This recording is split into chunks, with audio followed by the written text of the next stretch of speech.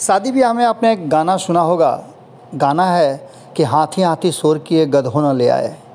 हम ये क्यों कह रहे हैं, इसके पीछे की एक बड़ी कहानी है। कहानी हम आपको बताएंगे, लेकिन बिहार की राजनीति की वो कहानी सुनने से पहले आप इतना सुन लीजिए कि एक दिन पहले जिस शख्स को रिसीव करने के लिए, उसके स्वागत के लिए जहां हज़ारों हज़ार लोग, लाखों लाख लोग, कहा जाए तो हाथी, घोड़ा, ऊंट सब कुछ जुटाया गया था।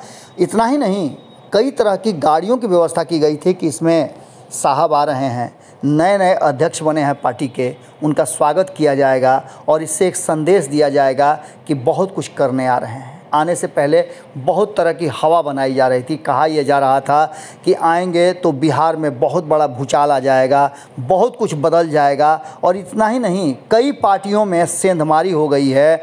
कई दल के लोग आएंगे, नेता आएंगे और जदयू की सदस्यता ग्रहण करेंगे। इन सारी बातों के बीच में आपने जब 6 तारीख को देखा कि ललन सिंह पटना वापस आए, जब वो अध्यक्ष बन कर के आए थे, तब उनके स्वागत में जिस तरह की चर्चाएं चल रही थी और लोगों का हुजूम जुटा हुआ था, उन्होंने इतना तक उचित नहीं समझा कि उन लोगों को 2 शब्द बोल करके धन्यवाद ज्ञापन कर दें।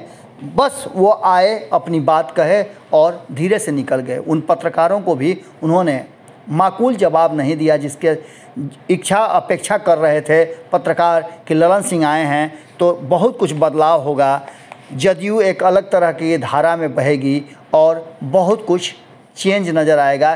क्या कुछ करेंगे ललन सिंह, वो पत्रकारों को बताएंगे, जिससे बिहार के लोगों को जानकारी मिलेगी। आने से पहले उन्होंने कहा था कि युवाओं को हम बुला रहे हैं, हम उन लोगों को बुला रहे हैं जो हमसे नाराज़ होकर किसी कारणवश हमारी पार्टी से बाहर चले गए थे। लोगों ने उनकी बात सुनी और सुन करके एक कान से सुना और दूसरे कान से निकाल दिया। हुआ था कि 7 तारीख को, दूसरे दिन जब ललन सिंह पटना आ जाएंगे, उसके बाद एक बड़े पैमाने पर लोगों को पार्टी की सदस्यता दिलाई जाएगी और बिहार की राजनीति में एक बड़ा भूचाल आ जाएगा। कहा यह जा रहा था कि कांग्रेस के तरफ से बहुत लोगों का लगातार संपर्क बना हुआ है, आरजेडी के भी बहुत सारे विधायकों से संपर्क बना हुआ है और इन सब बातों के बाद मैदान भी खाली था। जहां एक तरफ 7 तारीख को तेजस्वी यादव पटना आने वाले थे, लेकिन किसी कारणवश वो पटना नहीं पहुंचे। धरना प्रदर्शन उनका चलता रहा, लेकिन एक भी ऐसा शख्स नहीं मिला, एक भी ऐसे विधायक नहीं थे जो टूट करके जदयू में चले जाएं। भगवान सिंह कुशवाहा, जो पहले कभी जदयू के सदस्य हुआ करते थे, वो आए, जो कि एलजेपी से चुनाव लड़े थे पिछला चुनाव, और वो आकर के पार्टी की सदस्यता ग्रहण किए।